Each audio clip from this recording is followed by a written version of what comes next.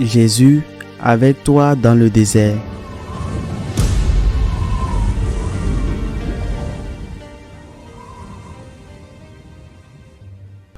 En ce temps-là, Jésus s'en alla au mont des Oliviers.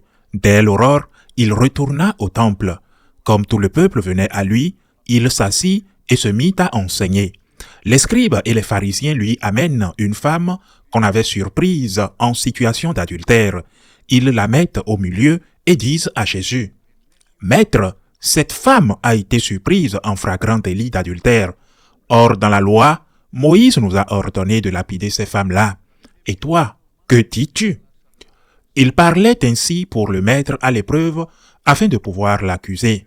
Mais Jésus s'était baissé et du doigt il écrivait sur la terre. Comme on persistait à l'interroger, il se redressa et leur dit: « Celui d'entre vous qui est sans péché, qu'il soit le premier à lui jeter une pierre. » Il se baissa de nouveau et il écrivait sur la terre. Eux, après avoir entendu cela, s'en allaient un par un et commençant par les plus âgés. Jésus resta seul avec la femme, toujours là au milieu. Il se redressa et lui demanda: « Femme, où sont-ils donc? Personne ne t'a condamné ?» Elle répondit: « Personne, Seigneur. » Et Jésus lui dit: « Moi non plus, je ne te condamne pas. Va et désormais ne pêche plus. » Acclamons la parole de Dieu. Ces jours-ci, je donne aux séminaristes une courte méditation sur l'humilité pendant cette période de carême, et la dernière que je leur ai dite était que sans l'humilité, la spiritualité, la foi et la gratitude ne sont pas possibles. Les orgueilleux ne peuvent pas avoir la foi, car les orgueilleux se croient Dieu. Comment peuvent-ils adorer quelqu'un d'autre qu'eux-mêmes? L'orgueilleux croit, dans son ignorance arrogante, que ce qui n'entre pas dans sa petite tête n'existe pas. Il faut être non seulement orgueilleux, mais aussi ignorant. Mais l'humilité s'acquiert de deux manières. La première, comme le disait saint Augustin, lorsqu'il priait Dieu, il disait: « Seigneur, que je me connaisse moi-même. » La première consiste donc à entrer en soi-même avec honnêteté, afin que je puisse me connaître moi-même. Comment pouvez-vous apprendre à vous connaître? En regardant votre histoire, votre passé, ce que vous avez fait de mal, qui n'est peut-être pas ce que l'autre a fait de mal. Vous n'avez tué personne. Vous n'avez pas été un violeur. Vous n'avez pas été un politicien corrompu. Mais vous avez aussi un truc. Vous avez votre truc. Et c'est important de le savoir. Allez à l'intérieur de vous-même avec honnêteté. Ne cherchez pas d'excuses. Ne cherchez pas des situations pour justifier vos manques. Non. Entrez en vous-même avec honnêteté. La deuxième chose que vous devez faire en allant à l'intérieur de vous-même, c'est non seulement de voir ce que vous avez fait de mal, mais ce que vous auriez pu faire de mal. Et que la grâce de Dieu, avec vos efforts et votre collaboration, dans la grâce de Dieu, avec l'aide de certaines personnes, vous a empêché de faire le mal. Et nous devons être honnêtes. N'avons-nous pas eu des tentations? Non. Je ne dis pas que nous sommes tombés dans la tentation, mais nous l'avons eu. Et je ne fais pas seulement référence au 6e commandement, mais peut-être au fait d'atteindre la tombe ou l'autre. C'est fondamental pour l'humilité, se connaître soi-même. Non seulement pour ce que l'on a fait de mal, mais aussi pour ce que l'on aurait pu faire. L'autre chemin pour avoir l'humilité, c'est d'écouter. Si cette première étape est d'écouter votre conscience, cette deuxième étape est d'écouter ceux qui vivent autour de vous. Et c'est très dur. C'est très dur pour ceux d'entre vous qui ont des enfants adolescents, par exemple. Comme ils sont durs avec toi. Quelle gravité. Ou pour les conjoints, pour ceux qui vivent avec vous. Mais vous devez les écouter, car il y a une partie de vous que vous ne savez pas. Il y a une partie de vous que vous ne voyez pas. Il y a une partie de vous que vous ne connaissez pas. Tout comme il y a une partie de vous que les autres ne connaissent pas. Cette partie de vous que vous ne connaissez pas, cette partie que les autres vont vous dire, peut-être qu'ils ne vous le diront pas au bon moment ou avec des mots gentils ou de la bonne manière. Peut-être pas. Et encore, peut-être ce qu'ils vont vous dire ne va pas vous plaire. Peut-être ce qu'ils vont vous dire à l'entendre n'est pas correct. Et ils le font parce qu'ils ne connaissent pas cette partie que vous savez de vous et que eux, ils ne connaissent pas. Mais vous devez écouter. Écoutez vos enfants, écoutez vos parents, écoutez vos amis, écoutez les gens qui vivent avec vous dans la communauté religieuse. Écoutez. Écoutez. Ça va vous piquer un peu. Ça va vous piquer parfois des piqûres qui blessent. Mais écoutez. Alors peut-être que vous direz, regardez, ils n'ont pas raison. Ou ils ne prennent pas cela en compte. Mais vous écoutez. C'est le chemin de l'humilité. Et l'humilité est la première vertu qui nous permet d'avoir les autres. C'est une vertu humaine, la vertu, en plus d'être une vertu religieuse. C'est pourquoi nous devons toujours commencer par la Vierge Marie. Toujours. Il n'y a pas de réforme dans l'Église, ni de réforme dans la personne qui ne commence pas par la Vierge Marie, parce qu'elle est humble, celle qui se présente comme la servante du Seigneur. En faisant cet exercice, vous êtes dans la bonne position, non seulement en ce qui concerne la foi ou la gratitude, mais aussi en ce qui concerne le jugement. C'est ce que nous dit l'Évangile d'aujourd'hui. Ceux qui allaient jeter la première pierre à cette femme adultère, nous supposons qu'ils n'avaient commis aucun adultère avec cette femme ou avec d'autres. Et nous supposons qu'ils n'avaient pas regardé en eux-mêmes.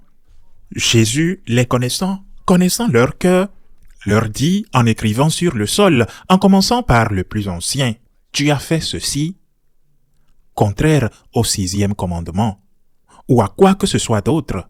« Tu as fait ceci, tu as fait cela ». Maintenant, es-tu libéré de toute culpabilité? Prends la pierre, lance-la. Vas-y, lance-la, ose. Combien il est important, chers frères et sœurs, de distinguer le péché du pécheur. Es-tu l'Immaculée? Parce qu'il n'y a qu'une seule Immaculée, la bienheureuse Vierge Marie, qui n'a certainement jamais jeté la pierre à personne et qui est pour nous un refuge pour les pécheurs. Es-tu l'Immaculée? Es-tu vraiment immaculée, sans péché? Je pensais que seule la Vierge Marie était immaculée. Mais beaucoup se croient en lisant l'Évangile sans culpabilité. Beaucoup se croient être sans péché. Beaucoup se croient être immaculés. Et aujourd'hui, l'Évangile nous interpelle. Nous devons nous poser la question de savoir, suis-je immaculé? Je pensais que seule la Vierge était immaculée. Et si vous vous considérez immaculé, cela voudrait dire que vous n'avez pas péché originel. Quelle berberie! Ne jugez point et vous ne serez point jugés. La mesure que vous utilisez sera utilisée sur vous. Mais cela comporte un risque. Et c'est pourquoi Jésus, qui est Dieu, qui est vérité, qui est la sagesse incarnée, Jésus termine ce passage en disant « Moi non plus, je ne te condamne pas. » Il pouvait condamner cette femme, mais il ne l'a pas fait. Il est Dieu, il a toute autorité, mais il ne l'a pas fait. Il dit « Moi non plus, je ne te condamne pas. » Jésus était immaculé comme sa mère, mais il ne condamne pas. Et qui ne condamne-t-il pas? La personne. Je ne te condamne pas, mais ne pêche plus, dit Jésus. C'est-à-dire, ne fais plus cela. Premièrement et deuxièmement, c'est un péché. Le Seigneur ne condamne pas le pécheur. Il lui tend la main et le relève. Il nous traite avec miséricorde. Mais il n'est pas tolérant. Il est miséricordieux. Il n'est pas tolérant, je le précise. C'est mal. Ce que tu as fait, c'est mal. Il ne dit pas, va et la prochaine fois, pêche. Non, il dit, c'est mal ce que tu as fait, c'est très mal. Va et la prochaine fois, sois prudent, ne pêche plus, car je ne serai pas là tous les jours pour t'empêcher d'être lapidé. Sois un peu plus intelligent. Il dit, en d'autres termes, je ne te condamne pas, mais je condamne ce que tu as fait, car ce que tu as fait est un péché et tu ne dois pas le refaire. Telle est notre position. Si Jésus, dans sa plénitude, si Jésus, dans sa sainteté, ne condamne pas la personne, pourquoi nous devons condamner? Regardez votre histoire et n'attendez pas que Jésus vous l'écrive sur terre ou en public. Regardez votre histoire, regardez ce que vous avez fait de mal.